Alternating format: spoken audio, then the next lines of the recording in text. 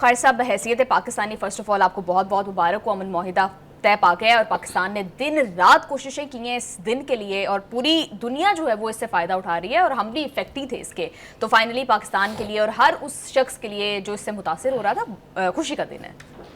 यकीनी तौर पे हम सब भी और मुस्लिम उम्मा ने किया भी तो कुछ नहीं है, लेकिन इसके बावजूद हम मुबारकबाद में उनको शामिल कर लेते हैं, क्योंकि ईरान ने ये जंग तने तनहा लड़ी है, कोई दो राय इसके बारे में नहीं है।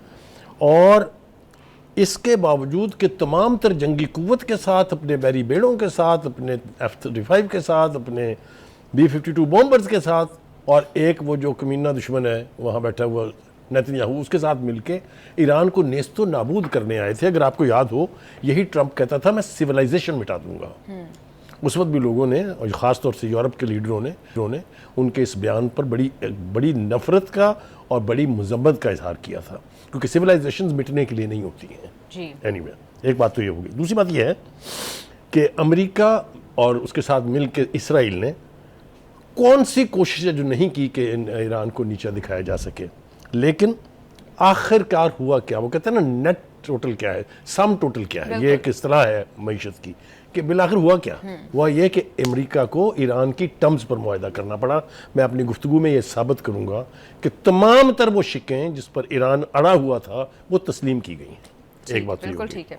दूसरी बात यह है कि ईरान की कौम का एक इक़वाम आलम पर एहसान है, और वो ये कि उसने साबित कर दिया है कि अगर कौम मुत्तहिद हो, क़यादत मुखलिस हो, तो चाहे सुपर पावर हो, चाहे दुश्मन की तादाद जो भी कुछ हो, जंगें जीती जाती हैं, हारी नहीं जाती हैं। दुनिया का कोई मयार आप अप्लाई करके देख लें कि क्या अमेरिका ये जंग जीता है, तो आपको उसका सम टोटल में जवाब मिल जाएगा।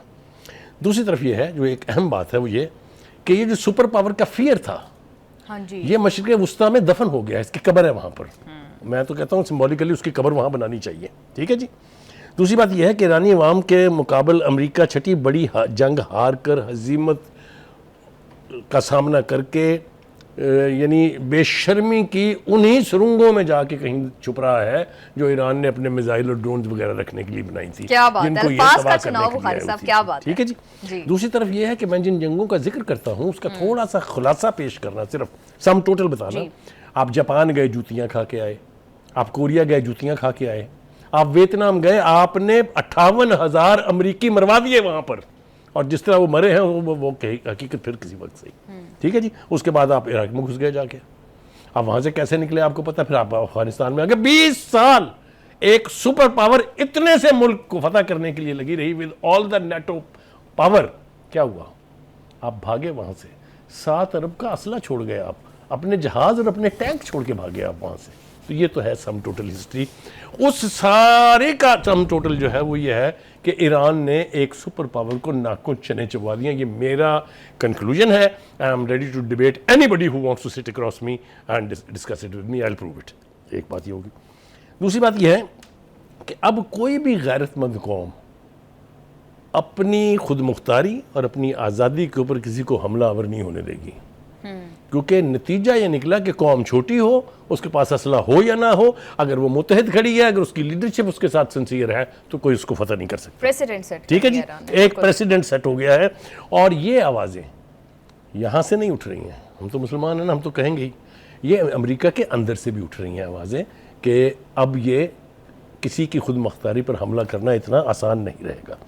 बजा तौर पर पाकिस्तान की सियासी और फौजी क़यादत इसका क्रेडिट ले सकती है कि दुनिया में एज ए पीस कीपर हमारा मकाम is somewhere in the skies. कोई दो राय नहीं है इसके बारे में। दुनिया में जहां कहीं भी कॉन्फ्लिक्ट होगा, पाकिस्तान को रोल मिले ही मिलेगा, इसलिए कि जिस तरीके से हमने 47 बरस की दुश्मनी को एक मेज पर लाके बिठा दिया, जो एक दूसरे की शक्ल तो क्या तस्वीर देखने के लिए तैयार नहीं थे जी। ये एक कमाल सफारतकारी के बगैर मुमकिन नहीं है।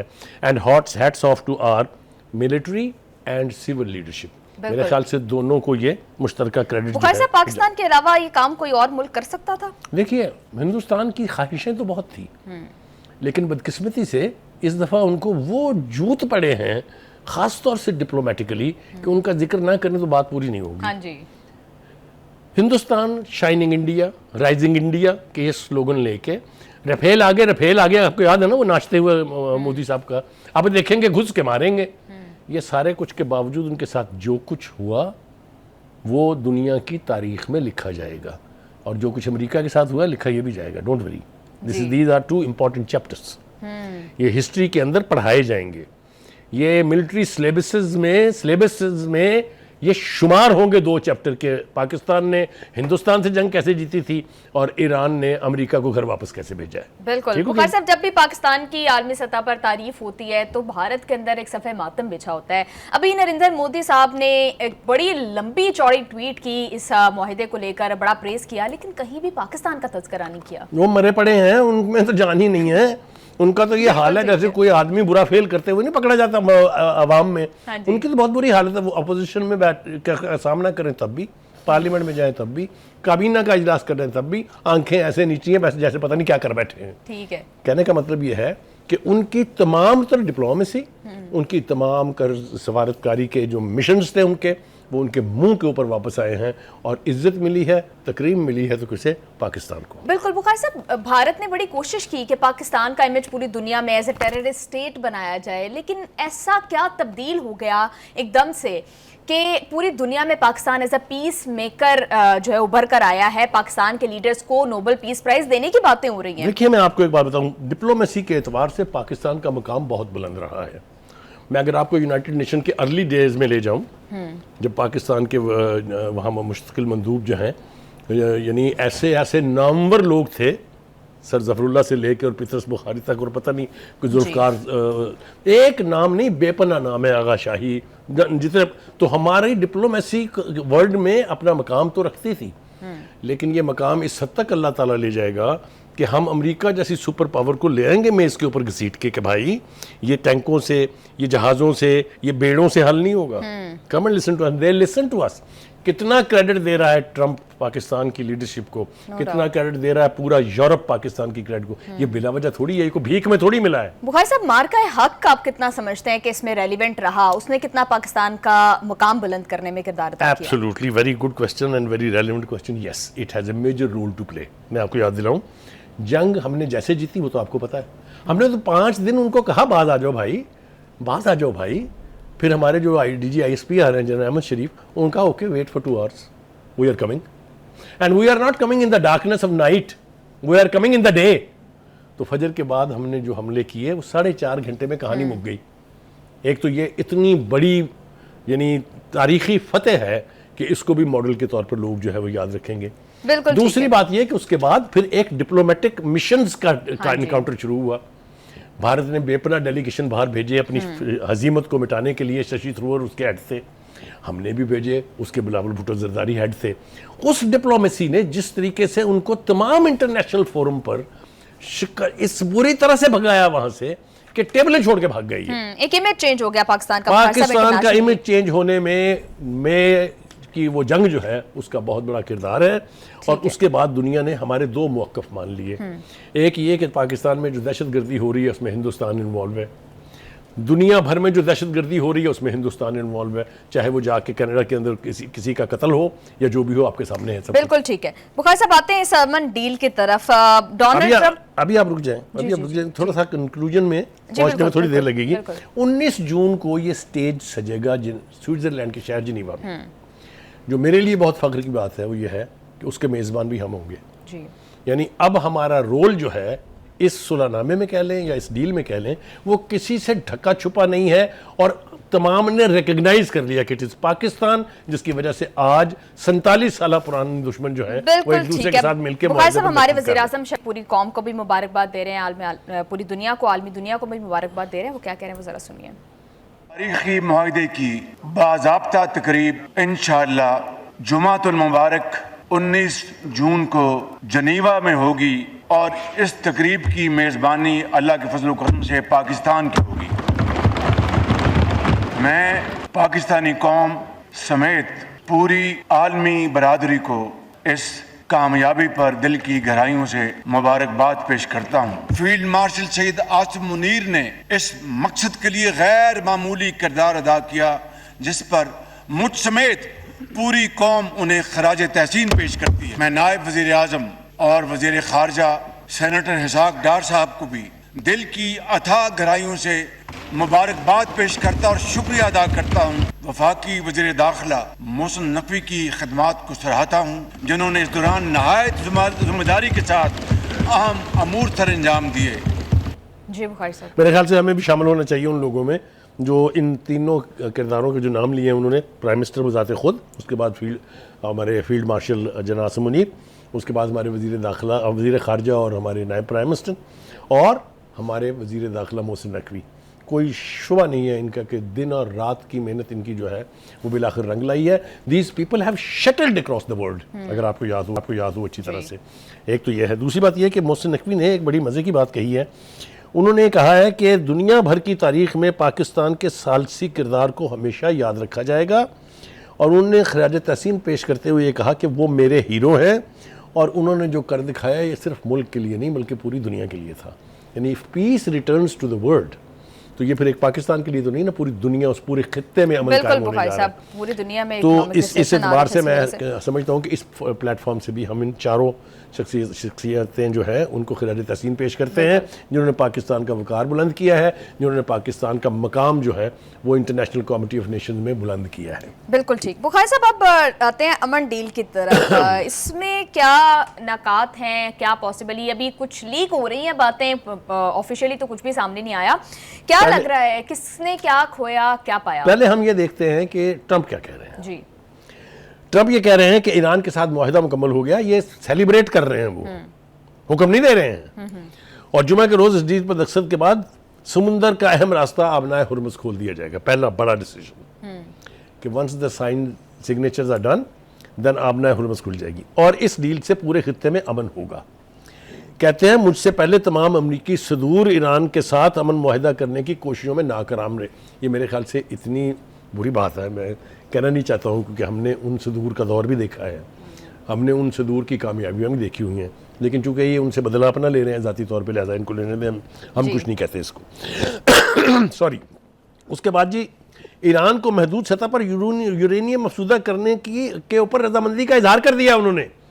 सबसे बड़ी फतह जो है ईरान की तो ये है कि ये इशू जो 2 जंगों का बायस बना, जिसके लिए ईरान पहले दिन से कभी तैयार नहीं था, अमेरिकी प्रेसिडेंट ने ये मान लिया है कि यूरेनियम की अफसूदगी उसका हक है और वो करता रहेगा। अब तादाद क्या होगी, मिकदार क्या होगी, सतह क्या होगी, ये बात की बात है। ये भी एक बहुत बड़ी विक्ट्री है। ट्रंप ने कहा कि नेतन्याहू बहुत मुश्किल आदमी है और उसने आखिरी लम्हों में इस डील को सबोटैज करने की कोशिश की। हम अपने प्रोग्रामों में अक्सर कहते रहे हैं कि एक स्पॉइलर है इस पूरी सूरत हाल में, जिसका नाम नेतन्याहू है। ठीक है जी। ट्रंप ने कहा कि नेतन्याहू, मज़े की बातें सुने ज़रा। ट्रंप ने कहा कि नेतन्याहू बहुत मुश्किल आदमी है, और सच कहूँ तो उनको हमारा शुक्रगुजार होना चाहिए, क्योंकि अगर ईरान एटमी हथियार बना लेता तो इसराइल का वजूद खतरे में पड़ जाता और 2 घंटे में सवा हस्ती से मिट जाता। ये ट्रंप कह रहा, मैं नहीं कह रहा जी। ठीक है, आगे चलते जी। वो कहते हैं कि क्योंकि आखिरी लम्हों में लिबनान में इसराइली कार्रवाइयों ने मुआहिदे को खतरे में डाल दिया था। अगर ईरान के पास जौहरी हथियार होते तो ये ना नेतन्याहू होता ना इसराइल होता अब तक। ये ट्रंप कह रहे हैं। ठीक है जी, आगे चले। मगर इसके ऊपर ईरानी रिएक्शन जो है वो भी उतना ही इंपॉर्टेंट है। इस्माइल बुकाई कहते हैं कि मुआहिदे का मतलब ये नहीं कि अमरीकी और इसराइली जुराइम भूल जाएंगे हम। गौर से सुने क्या कह रहे हैं वो, या हम उन्हें माफ़ कर देंगे। हम नहीं भूलेंगे कि हमने बड़ी तादाद में अपनी क़यादत खोई है। अमेरिका ने एक दफ़ा अफसूदा यूरेनियम ईरान से निकालने की कोशिश की थी, उसका नतीजा देख लिया। ये वही 5 जहाज़ों का जिक्र कर रहे हैं जो एक दफ़ा गिराए गए थे। मतलब है मैसेज दे रहे हैं कि don't try it again, you will face even the worst scenario. बिल्कुल ठीक है। बुखारी साहब, वो अबना हरमुज़ जो इस जंग से पहले खुली थी, उसी अबना हरमुज़ को दोबारा खुलवाने के लिए डोनाल्ड ट्रंप ने कितनी भारी कीमत चुकाई है? ये तो अमेरिकन पूछेंगे उससे, ये अमेरिकन पूछ भी रहे हैं। मैं भी आऊँगा उस तरफ ना, कि अमेरिका ने इनके साथ क्या किया है और क्या करना है उन्होंने, उसके ऊपर बाद में आते हैं। एक और अहम बात जो इस्माइल बुकाई ने कही है वो ये है कि तमाम आलमी अदारे सहूनियत और अमेरिका की जारियत को कंडेम करने में नाकाम रहे हैं। I think this is a shameful situation for international community, for international institution. नहीं मानता कोई बात आपकी, ना माने और करारदाद तो पास कर लो बेवकूफ़ो। उन्होंने तो ये भी नहीं किया। बिल्कुल ठीक ठीक है जी। बुखारी साहब, कहा यह जा रहा था कि डोनाल्ड ट्रंप जो जंग में हासिल नहीं कर पाए वो शायद निगोशिएशन की टेबल से हासिल कर लेंगे। क्या आपको लगता है कि जो अहदाफ थे, जो ऑब्जेक्टिव्स थे, वो तो फुलफिल होते नजर नहीं आ रहे? ना तो रजीम चेंज हुआ, ना यूरेनियम के ऊपर ईरान अपने स्टांस के ऊपर अब भी कायम है और बात ही नहीं हुई उसके ऊपर, जैसा कि आप भी कह रहे थे, कंसिस्टेंट आपका भी यही स्टांस था कि यूरेनियम के ऊपर ईरान बात नहीं कर रहा। तो फिर डोनाल्ड ट्रंप ने क्या क्या पाया इस जंग से?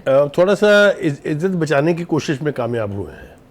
मैं सिंपल ये कह सकता हूँ आपको कि वो सुपर पावर का जो इमेज था वो तो खैर दफन हो गया, कहाँ हुआ वो भी मैं बताता हूँ अभी। थोड़ा सा मेरे ख्याल से इसका भी ज़रा थोड़ा सा एक ओवरऑल समिंग अप कर लेते हैं।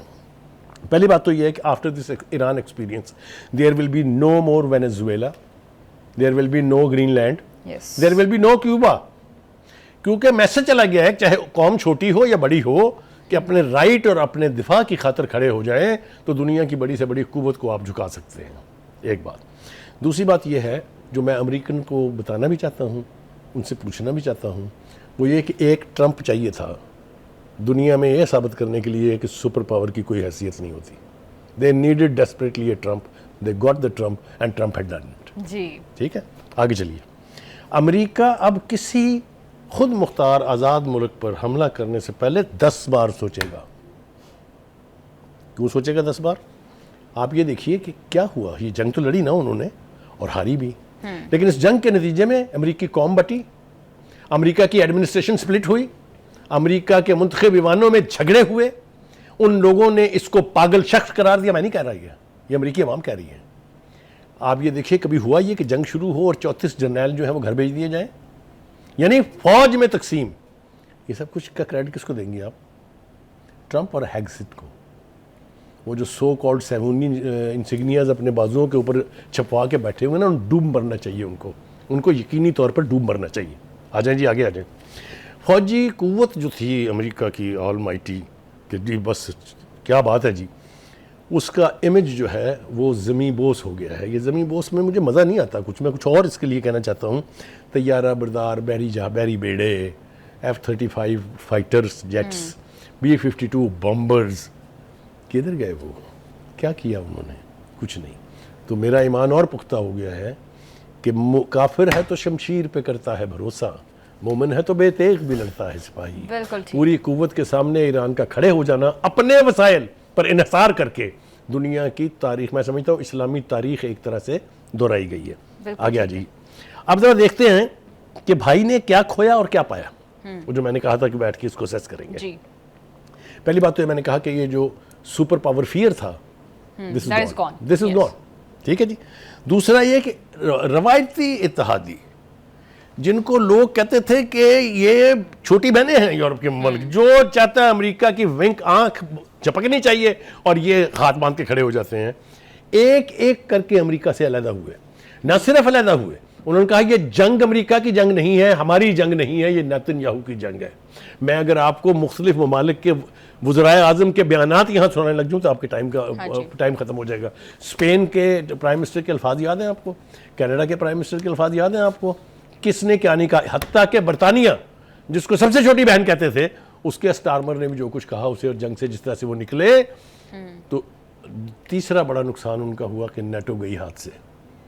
नेटो जिसमें पूरे यूरोप के ममालिक के फौजी होते थे, जिसमें पूरे यूरोप के ममालिक के वसाइल भी होते थे, वो उनके हाथ से निकल गई है। NATO doesn't want America to control it any more. आगे चलिए।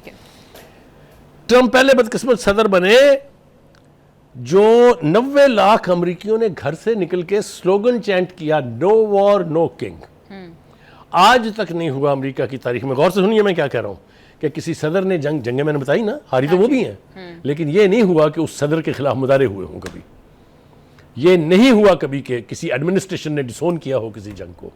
ये नहीं हुआ कि जो इलेक्टेड हाउसेज हैं उनमें जूतियां पड़ी हों। अभी लास्ट में जो करारदाद पास हुई है 4 डेमोक्रेट्स ने भी जिसमें वोट दिया है, वो इसके जंग के इख्तियारात को सलब करने के हवाले से है। ये भी नहीं हुआ कभी पहले। उसके बाद पहली बार किसी जंग के हवाले से अमेरिकी फ़ौज में इंतशार फैला, जिसके नतीजे में 34 फौजी अफसरों को ज़बरदस्ती घर भेजा गया ड्यूरिंग द वॉर। ये भी कभी नहीं हुआ पहले।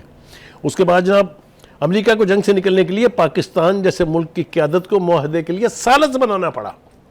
ए superpower which used to order they had मैं बताऊं आपसे कि जितनी उसने तारीफें की है ना, इसका यही बनता था कि उनको जंग से बचा लिया जाए, और हमने बचा लिया। बिल्कुल ठीक है, बिल्कुल ठीक है पाकिस्तान। अभी नहीं बड़ी बातें हैं अभी तो। बिल्कुल बुखारी साहब, टाइम थोड़ा शॉर्ट है। एक बस ये मैं मुकम्मल बिल्कुल, कर बिल्कुल, बिल्कुल। आलमी इदारों में अमेरिका का असर और रसूख जो है वो दम तोड़ने लगा है। यूनाइटेड नेशन की जनरल असेंबली में 5 करारदादें फ़लस्तीन की रियासत के कायम करने के हवाले से पास हुई, हाँ जी, जिसमें मेजॉरिटी वोट था। 3 करारदादें अक़वाम मुत्तहिदा की सलामती कौंसिल में पास हुई, जहां अमेरिका का राज होता था, अमेरिका की मर्जी के बगैर पत्ता नहीं हिलता था, वहां से उसका असर रसूख गया। Last but not the least, अब हालत यह है कि नायब सदर जेडी वैंस कह रहे हैं कि अब हम जायजा ले रहे हैं कि ईरान कहां कहां हमें रियायत दे सकता है। That is what the fate is. बिल्कुल ठीक है। इन अ नटशेल, अमेरिका ने अपना जो स्टेटस था एज अ सुपर पावर, उसको नुकसान और ऑलमोस्ट खत्म हो गया। इस जंग के अंदर अमेरिका ने क्या खोया क्या पाया, ईरान ने क्या खोया क्या पाया, बुखारी साहब का तज्जिया हमने जाना।